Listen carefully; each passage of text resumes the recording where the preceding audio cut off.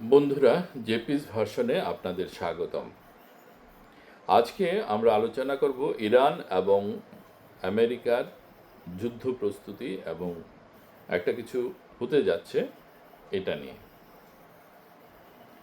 Iran এবং আমেরিকার মধ্যে যুদ্ধ কি আসন্ন?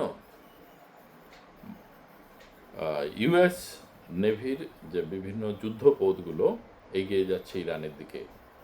ইরানও ছেড়ে কথা বলছে না। তারা বলছে যদি তাদের উপরে আক্রমণ হয় তাইলে তারা একদম পুরো জবাব দেবে এবং তাদের মৃত্যু পর্যন্ত তারা লড়াই করবে।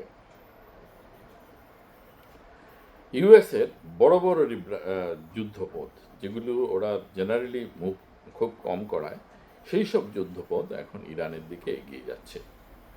স্পেশালি আব্রাহাম লিঙ্কন, এটা আমেরিকার অন্যতম সবচেয়ে শক্তিশালী যুদ্ধপথ, যেটা এখন ইরানের দিকে এগিয়ে যাচ্ছে। ট্রাম্প চান যে ইরানের যে সরকার সেটাকে পরিবর্তন করতে। ট্রাম্প এর আগে ভেনেজুয়েলায় প্রেসিডেন্টকে হাতকড়ি লাগিয়ে ওখান থেকে এনে ওনার এখন কনফিডেন্স একদম তুঙ্গে, এবং ইরান বলেছে যে তাদের উপরে যদি আক্রমণ হয় তারা পুরোপুরি লড়াই করবে এবং মৃত্যুর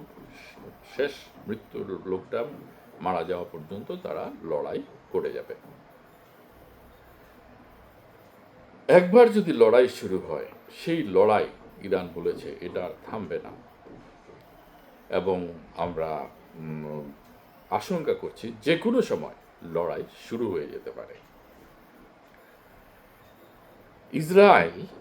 ইসরায়েলও এখন ভীষণভাবে অ্যালার্ট হয়ে গেছে এবং সমস্ত পৃথিবী একটা যুদ্ধের আতঙ্কের মধ্যে প্রতিটা ক্ষণ অতিক্রম করছে। যে কোনো সময় যুদ্ধ বেঁধে যেতে পারে। কেউ বলছে 24 ঘন্টার মধ্যে যুদ্ধ বেঁধে যাবে, কেউ বলছে 48 ঘন্টার মধ্যে যুদ্ধ বেঁধে যাবে, এরকম আশঙ্কা করা হচ্ছে। F-15 সার্ভাইভাল এয়ারক্রাফট এগুলো একদম স্ট্রাইক করার জন্য আমেরিকার একদম ওত পেতে আছে, এবং ইরান বলেছে তার যে সেনাবাহিনী এখন ফুল অ্যালার্ট মোডে আছে। ইরানের যে কিছুদিন আগে যে হয়েছে, এজিটেশন হয়েছে, তাতে প্রায় 1000-এর মতো লোক ইরানে মারা গেছে। এবং আগেই বলেছি, ভেনেজুয়েলার প্রেসিডেন্টকে অ্যারেস্ট করার পর, ওখান থেকে উঠিয়ে আনার পর ট্রাম্পের কনফিডেন্স একদম তুঙ্গে। আজ বলছে গ্রিনল্যান্ড নিয়ে নেব, কাল বলছে আমেরিকা নিয়ে নেব, এরপরের দিন বলছে ইরান পাল্টে দেব। যা ওর ইচ্ছে হচ্ছে বলে যাচ্ছে। পুরা এখন পৃথিবীতে সাম্রাজ্যবাদের মহল, এবং ইরান পুরো প্রতিজ্ঞা করেছে যে এরা একদম শেষ পর্যন্ত যুদ্ধ করবে। ইসরায়েল বলছে ট্রাম্প আঘাত করার আগে ইরান আঘাত করে দিতে পারে, এটাও হতে পারে।